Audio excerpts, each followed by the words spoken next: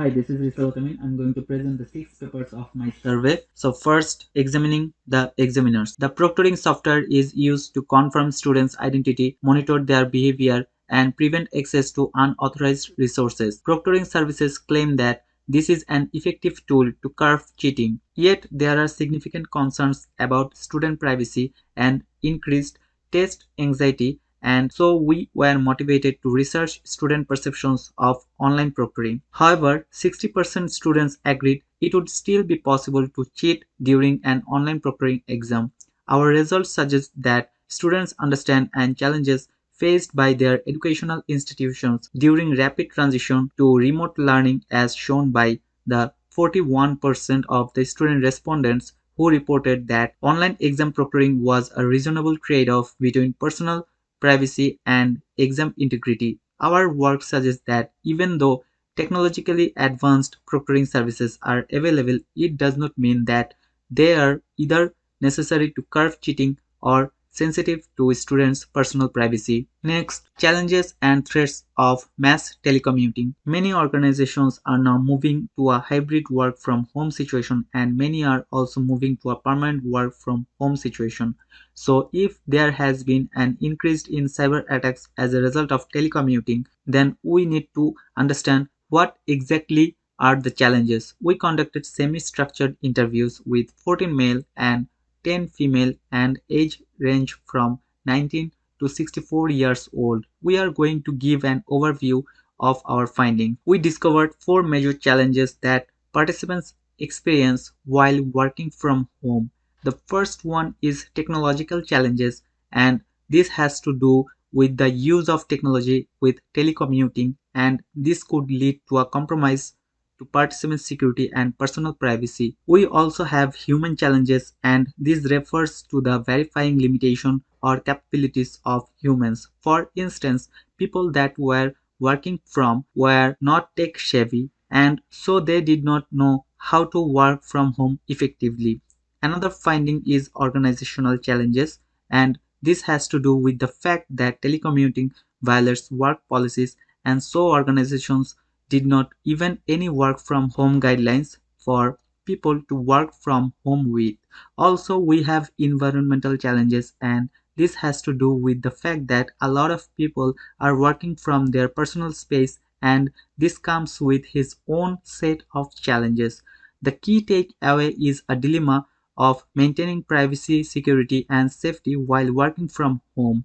Employees want to maintain their privacy, their security, and their safety, as well as the safety of the people that are living with them in the house where they telecommute. Employers, on the other hand, want the organization's work done, and sometimes this comes at the cost of employee security, privacy, and safety. Next, misusing service workers for privacy leakage. Service worker is a powerful technology, and it is a JavaScript code which is independent of the web application. It means that your browser might run the service worker even after you close the web application, and it was introduced to fill the gap between native application and web application by providing features like push notification, background signing, cache storage for optimization of performance, and providing offline modes for website. Information can be leaked because of using service worker. For instance, if we raise a question if an attacker can infer that the iframe was served by the service worker or not. We mentioned 2 different approaches. The first one is information leakage from Performance API. Performance API provides some timing information about different stages that a request has gone through.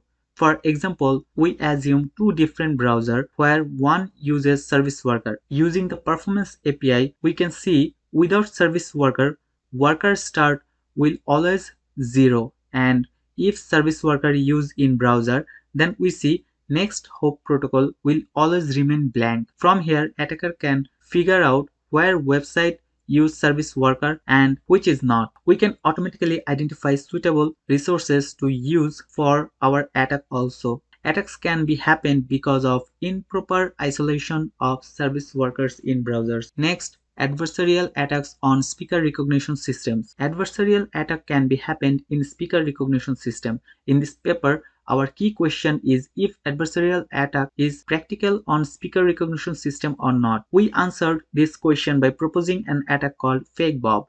It is a black box. It can be applied in general speaker recognition tasks, effective on commercial and over-the-air attack. In this experiment, we saw 100% attack success rate on our open source system. In commercial speaker recognition systems such as Talented we saw 100% attack success rate, and for Microsoft Azure, return decisions after we query the victim speaker model. FakeBob achieves 26% attack success rate on the victim speaker model, much lower than on Talented. To mitigate the attack, we can train a detector using adversarial voices and normal voices. Next, a formal analysis of the FIDO protocol. The FIDO protocol suite attempts to make it possible for users to log into remote services using a trusted local authenticator. Relying services don't have to store user-chosen secrets or hashes using FIDO, which reduces the attack surface for e-business. We uncovered two practical attacks on two prominent Android FIDO apps, which we informed the makers appropriately. In addition, we make a number of specific recommendations for addressing the protocol's observed flaws and shortcomings. We described the protocol's flaws and illustrated possible attacks by summarizing and evaluating the ProVerif result. We also automated the confirmation of previously identified vulnerabilities and revealed several additional threats. We also made a number of specific recommendations for addressing the protocol's observed flaws and shortcomings. Next, exploring CA certificate control. Authentication is one of the core security objectives in today's web.